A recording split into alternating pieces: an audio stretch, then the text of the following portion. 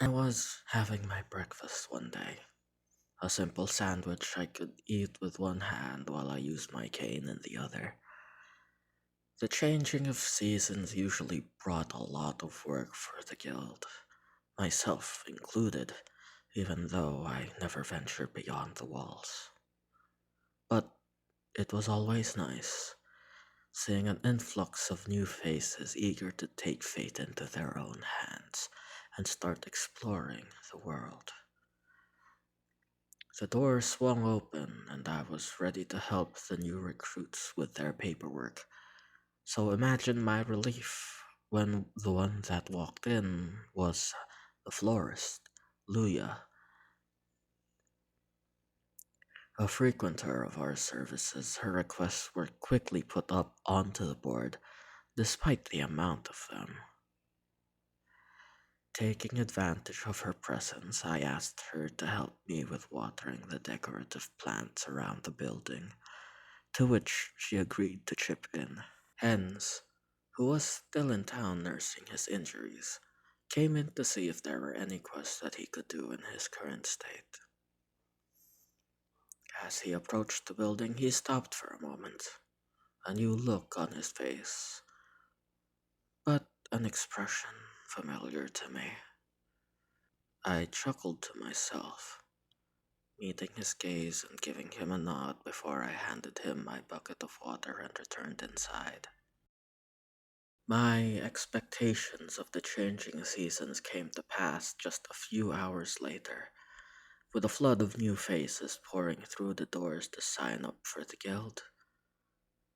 I've been through these enough times to have this process perfected, taking only the minimum amount of time for each person, which was still a lot, but enough of a difference that I'd be able to clear the queue multiple times a day.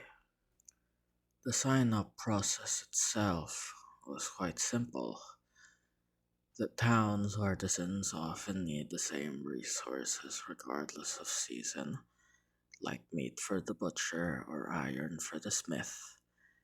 As such, there are some perpetual quests that will always be available,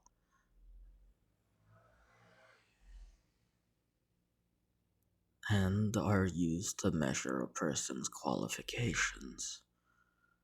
I handed them a token marked with magic to keep track of them, then told them to pick one and complete it to the best of their ability.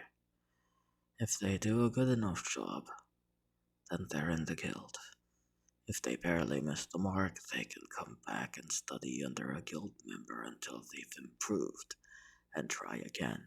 There was one that stood out, however, a knight clad in black plate from head to toe, a walking castle with footfalls so heavy I worried that the floorboards would crack.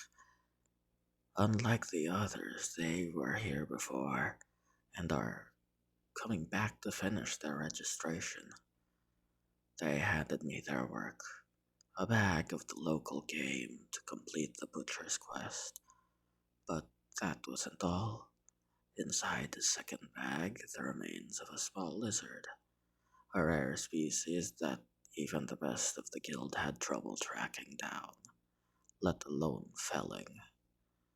Needless to say, they were accepted.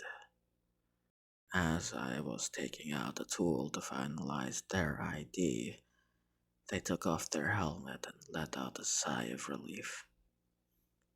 She smiled as I captured her visage, imprinting it onto the card and handing it to her. Twice, the elf knight. Nearing the end of my shift, the guildmaster came out and told me that the storage room was getting full.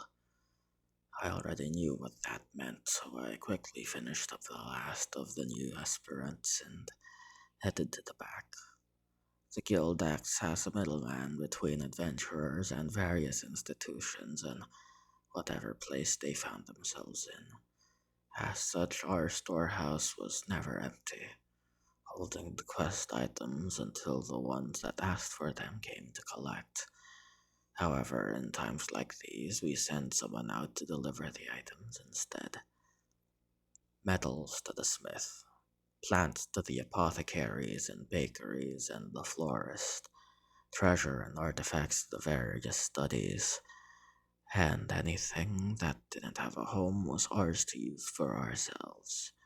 Of course, if the adventurer who delivered an item from the last category wanted it for themselves, they could have it, but often they'd find things they couldn't use.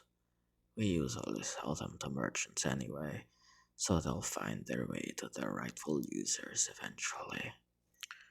The lizard corpse from earlier was one such item. As prized as it wasn't for its meat. It was seen more as a collector's item, like a vase or a head mounted on the wall. Wyvern spawn are resilient to magic, taste horrible, and their scales offer no protection. As I walked around town delivering the goods to people, I talked to every merchant I could, testing the waters to see what kind of price I could sell this for. I was about to settle for 10 gold coins when a merchant cart rode past. I called out to them and the owner met me graciously. Gus had traveled throughout the whole continent, making a pretty penny along the way. As soon as I showed him the lizard, his eyes lit up like stars. I sold it for 20 gold, and we both left quite satisfied. The end of the day was quiet, save for the sound of training coming from behind the hall. I couldn't help but think back to my younger days as I watched them, to the adventurers I've met throughout the years. I told them to take a break and have a drink, handing the building over to the night shift and heading home.